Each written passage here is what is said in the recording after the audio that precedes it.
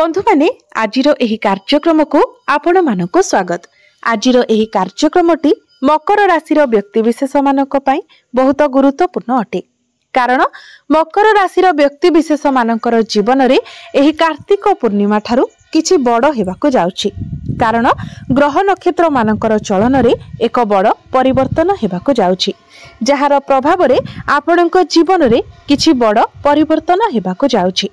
सबुठारु बड़ कथा हेउछि दीर्घ 12 वर्ष परे गुरु आपणकर सप्तम भावरे गोचर करूछंती एवं सप्तम भावरे गुरु उच्चस्थ अछंती। आपणकर राष्ट्राधिपति शनि तृतीय भावरे गोचर करूछंती एवं एही कार्तिक पूर्णिमा परे शनि बक्रीरु मार्गी हेबा पई जाउछंती। एहा व्यतीत सूर्य एवं शुक्र आपणकर दशम भावरे गोचर करूछंती। मंगल एवं बुध आपणकर एकादश भावरे गोचर करूछंती। तो सब दृष्टि आपणको एही कार्तिक पूर्णिमा परठारु शुभ फल प्राप्ति हेबा पई जाउछि। आपणको जीवन रे किछि खास हेबा पई जाउछि। तो बंधु माने आपणको जीवन रे कोन सब बड़ घटना घटिबाको जाउछि, आपणको जीवन रे केउ भली परिवर्तन आसीबा पई जाउछि, से विषय रे जानिबा पई आपण माने वीडियोटी को स्किप न करी शेष पर्यंत निश्चय देखंतु। एवं आपणकर जदि मकर राशि होई थाए तो वीडियोटी को लाइक करी चैनल टी को सब्सक्राइब करी दियंतु। कमेंट बॉक्स रे भक्ति एवं श्रद्धार सहित जय श्री जगन्नाथ जय मां लक्ष्मी निश्चय लिखंतु। तो बंधु माने आसंतु आरंभ करिबा आजिर एही कार्यक्रम को, जहां आपणकर जन्म राशि तथा चंद्र राशि उपरे आधारित अटे। तेबे राशि चक्रर 12 गोटी राशि मध्यरु दशम राशि हेउछि मकर राशि। तो बंधु माने पूर्वरु जदि आपणकर स्वास्थ्य रे किछि समस्या लागि रहितिला, आपणकर बारंबार स्वास्थ्य खराब रहुतिला, जहा फल रे आपणको बारंबार हॉस्पिटल जीवाको पडुतिला, जेउथि पई आपणकर बहुत गुडी टंका मध्ये खर्च हेउतिला, तो आपण वर्तमान सेथिरे सुधार देखिबाको पाइबे। आपणकर स्वास्थ्य रे सुधार आसीबो। आपणकर पूर्वरु जे अजथा खर्च हेउतिला सेही खर्च रे मध्ये नियंत्रण आसीबो। आपण निजको स्वास्थ्यवान अनुभव करिवे। पूर्वरु प्रायतः आपणकर पाद बेक ए सबुरे आपण जंत्रणा अनुभव करुथिले, किंतु आपण वर्तमान देखिबे जे धीरे धीरे आपणकर स्वास्थ्य रे सुधार आसीबाको लागिबो। विद्यार्थी मानक पई मध्ये एही कार्तिक पूर्णिमा ठारू शुभ समय आरंभ हेबा पई जाउछि। कारण आपणकर कुंडलीर पंचम भावटी होइथाय शिक्षार भाव। आपणकर पंचम भावर अधिपति हेउछंती शुक्र। शुक्र आपणक कुंडलीर दशम भावरे गोचर करूछंती, निजर स्वराशि रे उच्चस्थ अछंती। बुध एवं मंगलकर दृष्टि आपणकर पंचम भाव उपरे रहुछि। शनिकर दृष्टि मध्य आपणकर पंचम भाव उपरे रहुछि। जब तो पूर्वरु जदि आपणक मध्यरे जिद्दी स्वभाव रहिथिला, पूर्वरु जदि आपणकर पाठ पढ़ारे कोनोसी परिश्रम करू नथिले, आपणक मध्यरे अनेक गुडी शंका रहिथिला, पाठ पढ़ा को नेकी द्वंद्व रहिथिला, तो जेतेबेले आपणकर राशिर अधिपति शनि आपणकर पंचम भाव को देखुचंती, पंचम भावर अधिपति शुक्र मध्य उच्चस्थ, तो आपणकर पाठ पढ़ा को सीरियसली नेबे। निजर पाठ पढ़ारे आपण परिश्रम करिवे। आपण निजे ही चेष्टा करिवे आपणकर पाठ पढ़ा को भलो बनाइबा पई। पाठ पढ़ारे आपणकर आग्रह आसीबो, आपणकर एकाग्रता बढ़िबो। बुधंकर दृष्टि जेहेतु पंचम भाव उपरे रहुछि, तेणु आपणक मध्यरे बुद्धिमत्ता बढ़िबो। आपण निजर बुद्धि बल रे पाठ पढ़ारे बहुत अधिक उन्नति करिवे। एही कार्तिक पूर्णिमा परे आपण उच्च शिक्षा करिबा पई बाहर को मध्य जाई पारंती। प्रेम जीवन कथा जदि कहिबा तो कुंडलीर पंचम भावटी आपणकर शिक्षार भाव हेबा सहित पंचम भावटी मध्य होइथाय आपणकर प्रेम जीवनर भाव। तो आपणकर पंचम भावर अधिपति शुक्र आपणकर दशम भावरे उच्चस्थ अछंती एवं शनि आपणकर तृतीय भावरे गोचर करूछंती। तेबे बंधु माने एही कार्तिक पूर्णिमा ठारू आपणकर प्रेम जीवन बहुत भल रहिबो। आपणक मध्यरे कनेक्शन स्ट्रांग हेबो, भल पाइबा मध्य बढ़िबो। किंतु जेहेतु शनिकर दृष्टि आपणकर पंचम भाव उपरे रहुछि, तेणु आपणकर पार्टनर मध्यरे टिके जिद्दी स्वभाव देखि पारंती। आपणक मध्यरे मध्य टिके जिद्दी स्वभाव रहिबो, किंतु एहार कोनोसी खराब प्रभाव आपणकर प्रेम जीवन उपरे पड़िबो नाही। एबे आसंतु जानिबा आपणकर वैवाहिक जीवन किपरि रहिबो एही पवित्र कार्तिक पूर्णिमा परे। तो बंधु माने कुंडलीर सप्तम भावटी होइथाय वैवाहिक जीवनर भाव। आपणकर सप्तम भावर अधिपति होउछन्ति चंद्रमा, जे कि प्रति 2 दिन रे निजर राशि परिवर्तन करिथांती। किंतु आपणक पई सबुठारु बड़ कथा हेउची आपणकर सप्तम भावरे गुरु उच्चस्थ होई सारिछन्ति एवं शनि आपणकर तृतीय भावरे गोचर करूछन्ति। तो यह आपणकर जीवन साथी पई अधिक लाभदायक साब्यस्त हेबो। आपणकर जीवन साथी पर्सनल एवं प्रोफेशनल लाइफ रे ग्रोथ देखा पाइबे।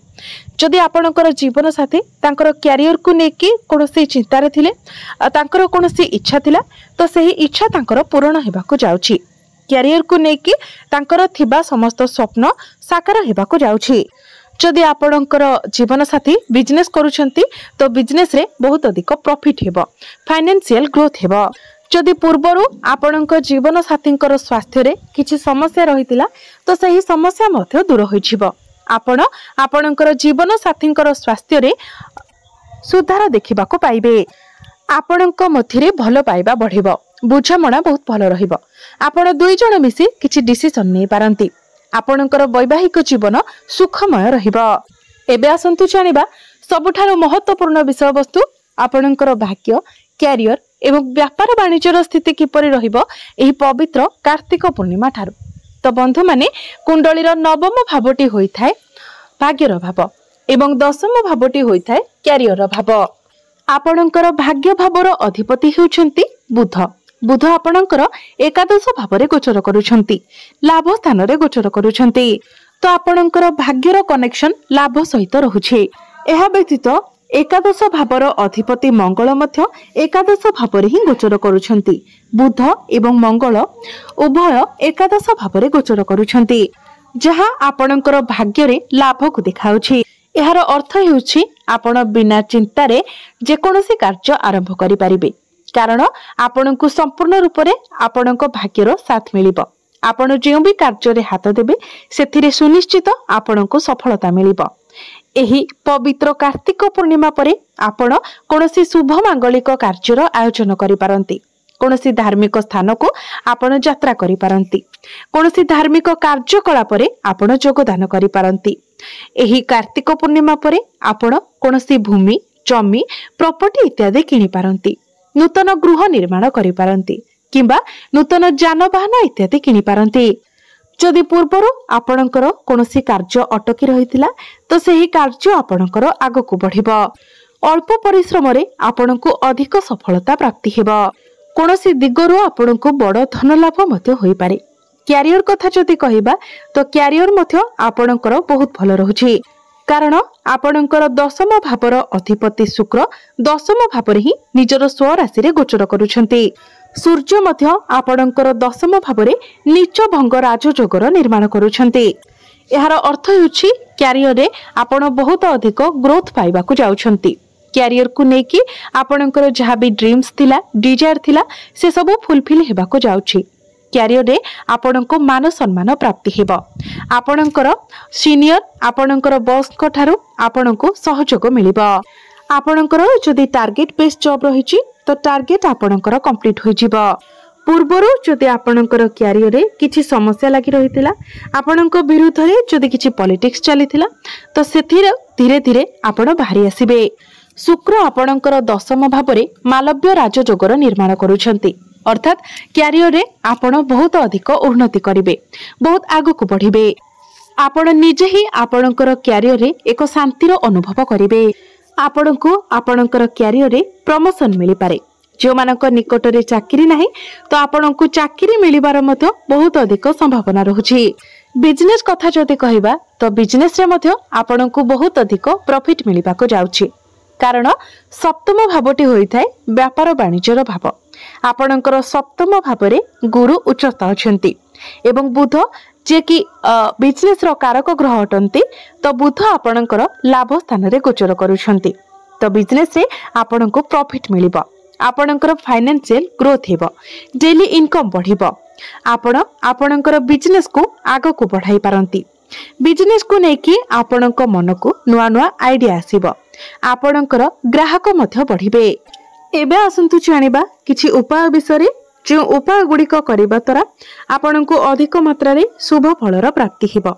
तो से आपण प्रत्येक दिन शुक्रंकर बीज मंत्र 108 थर जप करंतु। प्रत्येक दिन पक्षी मानकु आपण किछि दाना एवं पानी दियंतु। प्रत्येक दिन आपण हनुमान चालीसार पाठ करंतु।